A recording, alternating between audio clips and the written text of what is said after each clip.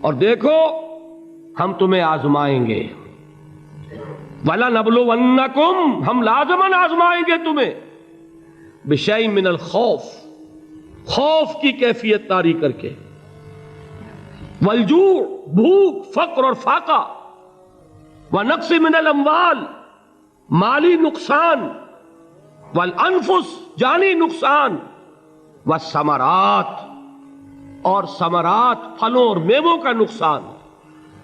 میرے نزدیک یہاں پر ثمرات کا مفہوم ایک اور بھی ہے۔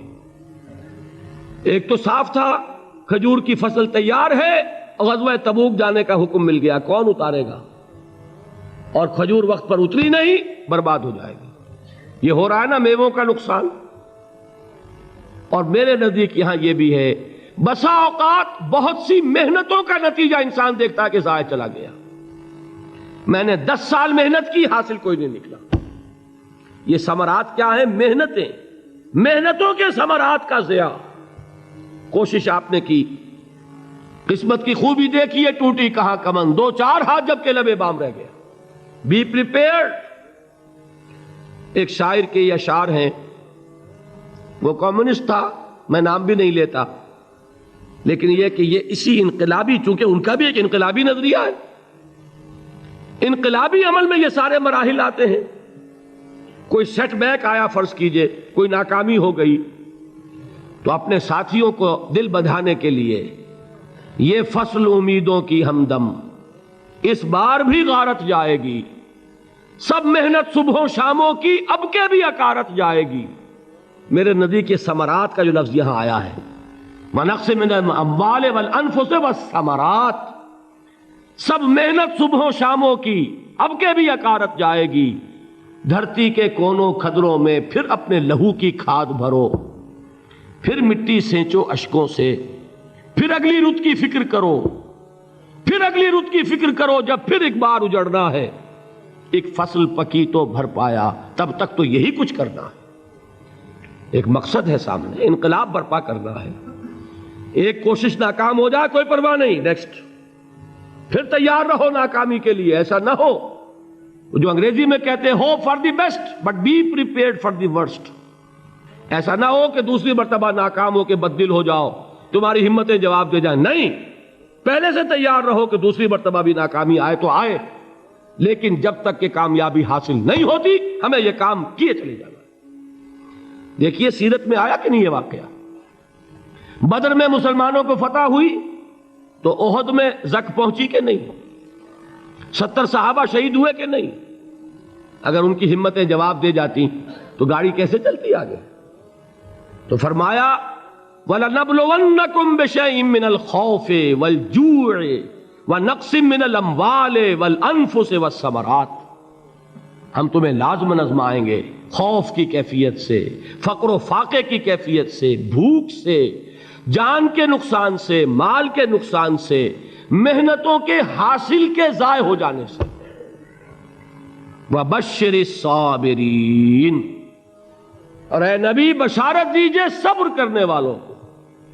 الَّذِينَ إِذَا أَصَابَتْهُمْ مُصِيبَةٌ، وہ کہ جب ان پر کوئی تکلیف آئے، کوئی مصیبت آئے، کوئی آزمائش آئے، قَالُوا إِنَّا لِلَّهِ وَإِنَّا إِلَيْهِ رَاجِعُونَ، وہ یہ کہیں کہ ہم اللہ ہی کے ہیں، اللہ ہی کی طرف لوٹ جانا ہے۔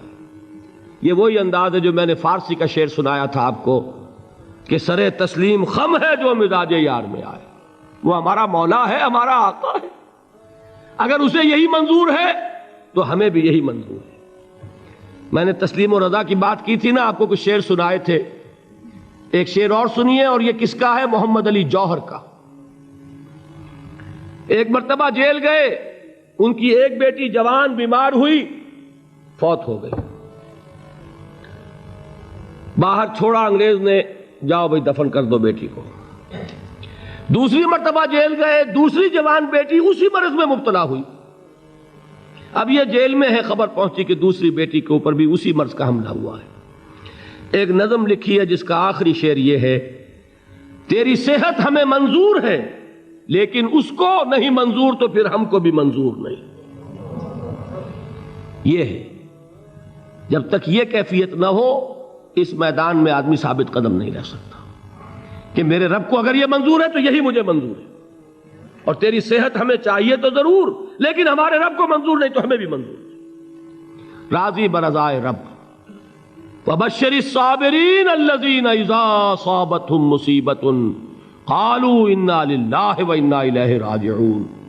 نہ شود نصیب دشمن کے شود ہلاک تیغت، سر دوستہ سلامت کے تو خنجر آزمائی۔ اولئک علیہم صلوات من ربہم ورحمہ، یہی ہیں وہ لوگ جن پر ان کے رب کی طرف سے عنایتیں ہیں اور رحمتیں ہیں۔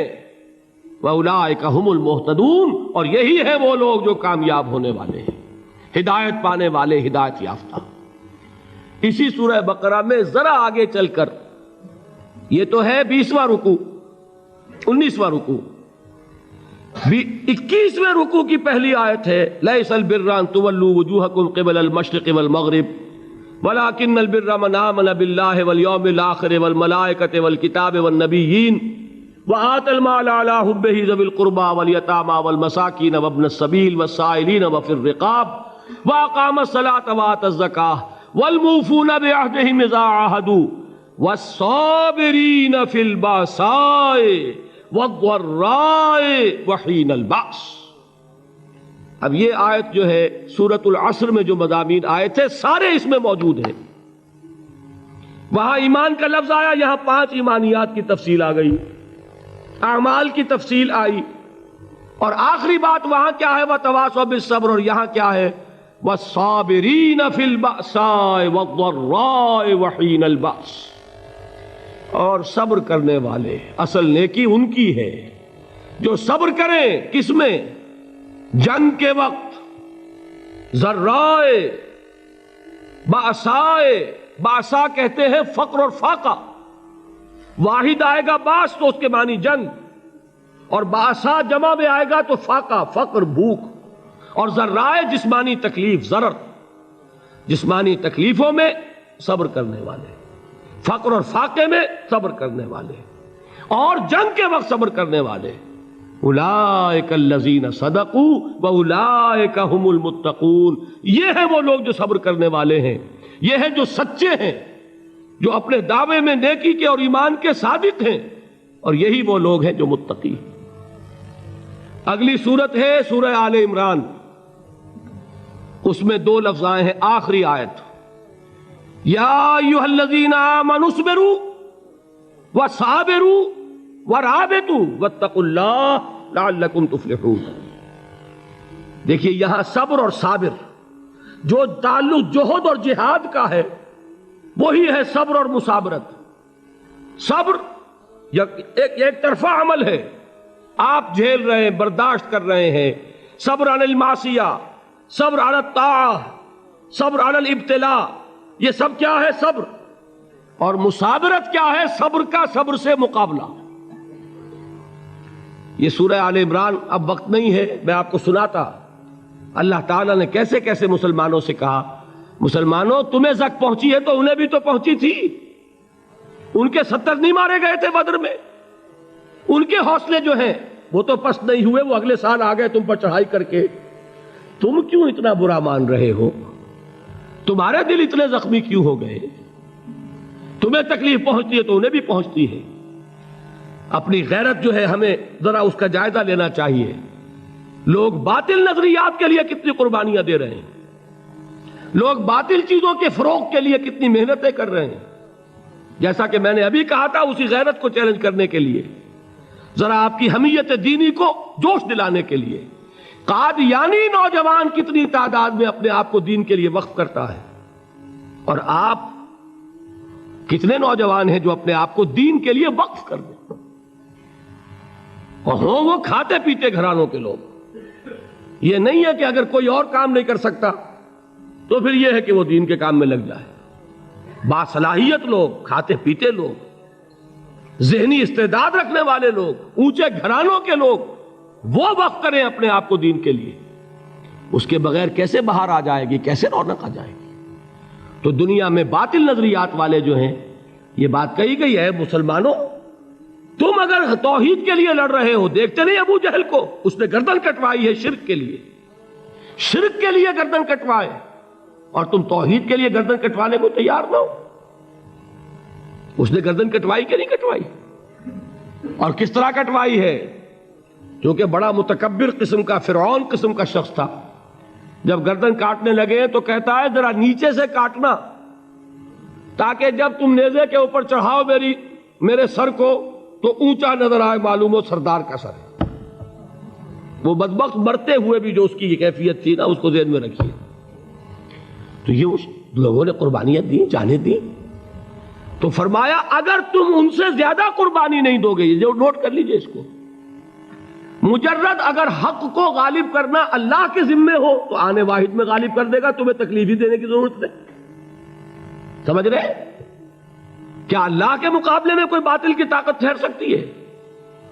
یہ تمہارے ایمان کا امتحان ہے، یہ تمہارے خلوص کی آزمائش ہے، یہ تمہارے امتحان کا ثبوت درکار ہے کہ اللہ تعالیٰ دیکھنا چاہتا ہے تم اس کے لیے اپنی جانیں قربان کرنے کو تیار ہو کہ نہیں، تم اس کے لیے تن من دھن لگانے کو تیار ہو کہ نہیں. اور یہ جان لو کہ اگر کفار اور مشرکین اور ملحدین اور باطل نظریات والے وہ جو کچھ قربانیاں اپنے باطل نظریات کے لیے دے رہے ہیں، ان سے زیادہ اگر تم نہیں دو گے تو حق غالب نہیں ہوگا. انہوں نے جو صبر کیا ہے اپنے باطل نظریات پر، اگر تم اس سے زیادہ صبر کا ثبوت نہیں دو گے اپنے اس حق پر تو حق غالب نہیں ہوگا. اس لیے فرمایا یا ایھا الذین آمنوا اصبروا وصابروا. نہ صرف یہ کہ صبر کرو، بلکہ صبر میں اپنے دشمنوں سے آگے نکلو، ان کے صبر سے بڑھ کر صبر کرو.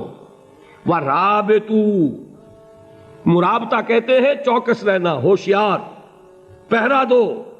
ایسا نہ ہو کہ دشمن جو ہے غفلت میں تمہارے اوپر کوئی حملہ جو ہے کر بیٹھے. واتقوا اللہ، اور اللہ کا تقوی اختیار کرو، لعلکم تفلحون، تاکہ تم فلاح پاؤ.